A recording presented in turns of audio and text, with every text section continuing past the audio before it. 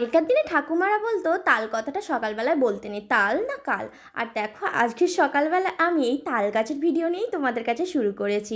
আমাদের বাড়ির সামনের দিকে ওই রাস্তাতে একটা তাল গাছ আছে, এই যে তাল পাড়ছে ওই তাল শাঁসারে হবে বলে, তো যত পারছে তার থেকে বেশি গড়িয়ে গড়িয়ে সব আমাদের বাড়ির দিকে চলে আসছে। রাস্তা দিয়ে যত লোকজন যাচ্ছে তারাও ভয় ভয় করে যাচ্ছে, এই না মাথায় পড়ে যায় তাল নাকি আবার কানা হয়, বলে না কথায় তাল কানা, ঠিক সেই রকমই আর কি।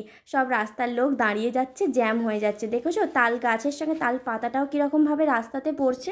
এই যে তালগুলো পাড়ছে আর এই ছোট্ট ভাইটা তালগুলো গুঁড়িয়ে গুঁড়িয়ে আনছে। আমাদের এইদিকে যে কটা তাল হয়েছে আমরা কিন্তু নিয়ে নিয়েছি। এই যে আমরা বাড়ি থেকে বেরোবো বলে ও বাইকটা বার করে রেখেছে, বাবু স্কুলে গিয়েছিলাম এক্সাম পেপার দেখার জন্য, আর ও একটু চিকেন কিনে নিয়ে আসলো। এখানে দেখি কোনো অর্ডার আছে অন্নপ্রাশন বাড়ি আরে, তাই জন্য কালবার্ড মুরগি কাটছে।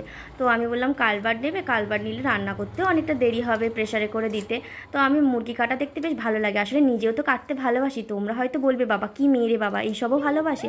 আমি হ্যাঁ, আমি বড় মাছ কুটতে, মাংস মুরগি কুটতেও ভালোবাসি। বাপের বাড়ি থেকে একটা আম এনেছিল ভাই, দুটো আম এনেছিল, তো দু ভাইকে দিয়েছি। এই যে ইনি বললো আমি আঁটিটা খাবো, বসে বসে আঁটিটা খাচ্ছে আর ওইদিকেও সে খাচ্ছে।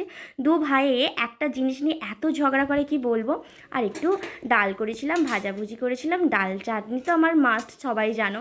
আর এখানে একটু চিকেন করেছিলাম, আর কুমড়োটা ছিল সেটা ভেজে নিয়েছি। বাবুর জন্য ডেলি কুমড়ো ভাতে দিই, আজকে ভাবলাম ডালের পাতে একটু কুমড়ো ভাজা খাবো, ওই জন্য কুমড়ো করলাম।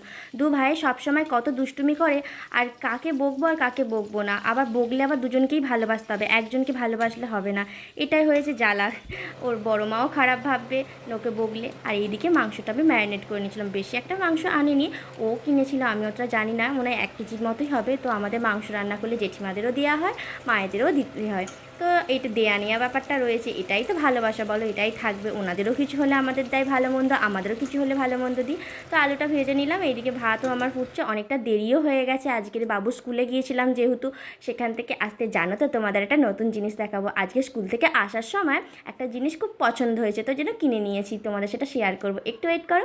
তো মাংসটা ভালো করে কষে নিয়েছি, পেঁয়াজ রসুন আদা বাটা, আজকে কাঁচা লঙ্কা বাটাও দিয়েছি বেশ করে, রসুন বাটা, আর এখানে ঝাল ঝাল লাল লাল লঙ্কা গুঁড়ো দিয়ে দিয়েছি, হলুদ গুঁড়ো দিয়ে দিয়েছি, যত রকম মশলা ছিল ঘরেতে, মানে ধনিয়া গুঁড়ো, জিরে গুঁড়ো, মরিচ গুঁড়ো, সব রকম মশলা দিয়ে এক্সপেরিমেন্ট করছি যে আজকে সমস্ত রকম মশলা দিয়ে আজকে চিকেন কষা করব।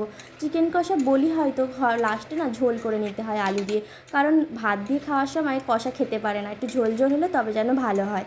আর এই তো রইবে বলো, বাঙালিরা একটু আলু দিয়েই খেতে ভালোবাসে, সে মটন হোক আর চিকেনই হোক না কেন। তো আমি ভালো করে কষিয়ে কষিয়ে নিলাম। আর কষা মাংস খেতে কার না ভালো লাগে, তবে এখন বউ হয়ে গেছি, কারোর মা হয়ে গেছি, এখন আর কষা মাংস নিয়ে আর খেয়ে নিই না, এখন ছেলেকে খাওয়াই যে বাবু একটা খাবি। তখন যখন ছোট ছিলাম তখন মা রান্না করতো, আর বাটি নিয়ে বসে থাকতাম, মা একটা কষা মাংস দেবে খাবো। তোমরাও নিশ্চয়ই করেছো, যারা যারা করেছো কমেন্ট করে বলো, ছোটোবেলার দিনগুলো মনে পড়ে গেল তাই না। তো এখানে ধনিয়া পাতা ছড়িয়ে দিলাম, একটু গরম মশলাও ছড়িয়ে দিলাম ওপর থেকে। আমার মাংস প্রায় কমপ্লিট, একটু নেড়ে ছেড়ে নিই। দেখেছো তো কতটা ঝোল হয়ে গেছে, আবার ঝোলটা মরে যাবে যখন রেখে দেবো, একটু কমে যাবে। রাত্রিবেলায় রুটি দিয়ে খাবো বলে একটু ঝোল ঝোলও করেছি, যাই বলো। আর তোমাদের সঙ্গে বলছিলাম না একটা জিনিস শেয়ার করবো, এই যে দেখো আজকে বাবু থেকে স্কুল থেকে আনার সময় এই নাইটিটা আমার খুব পছন্দ হয়েছিল, টাঙানো ছিল দেখলাম, দোকানে গিয়েই বললাম যে এইটা কীরকম দাম হবে। তো দাম বলেছিল 170 টাকা, আমি বলেছিলাম 150 টাকা, তো কিছুতেই দিচ্ছিল না, লাস্টে 160 টাকায় দিয়ে দিয়েছে। দেখো আমার ভীষণ পছন্দ হয়েছে, তোমাদের কেমন লাগলো? তোমাদের সঙ্গে তো সব কিছুই শেয়ার করি, তাই জন্য এটাও শেয়ার করলাম। নাইটির প্রিন্টটা আমার এত ভালো লাগছিলো, বাটিক প্রিন্টের ওপর, সবাই তো লাল হলুদ গোলাপি সবুজ পরে, আমি ভাবলাম এটা একটু আনকমন কফি কালারের ওপরে একটু ঘিয়ে ঘিয়ে কালার আছে, বেশ ভালো লাগছিলো আমার। আমি ভাবছি এই গরমে এবার নাইটিই পরবো, শাড়ি পরতে সত্যি গরমে ভীষণ কষ্ট হয়, তোমরাও জানো নিশ্চয়ই। আর ওর পাপা এনেছিল আগের দিনে রাতে রুটি ছিল, বলে রুটি দিয়ে চপ খাবো, তো আমি ঠিক আছে রুটি দিয়েও চপ খাও, আর আমি চপ আর মুড়ি খাই। আর ওখানে একটু আলুর তরকারি করছিলাম। যাই হোক, এই যে দেখো আমাদেরটা গরম হয় বলে ওপরে তিরপল টাঙিয়েছে, যাতে একটু ঠান্ডা ঠান্ডা লাগে আর কি, যে ঘরে থাকে। বাবু স্নানটাও হয়ে গেল, আর মাংস হয়েছে বলে একটা ফান্ডা বানলো। আমার ভিডিওগুলো তোমাদের কেমন লাগে? ভালো লাগলে অবশ্যই লাইক করো। থ্যাংক ইউ বন্ধুরা।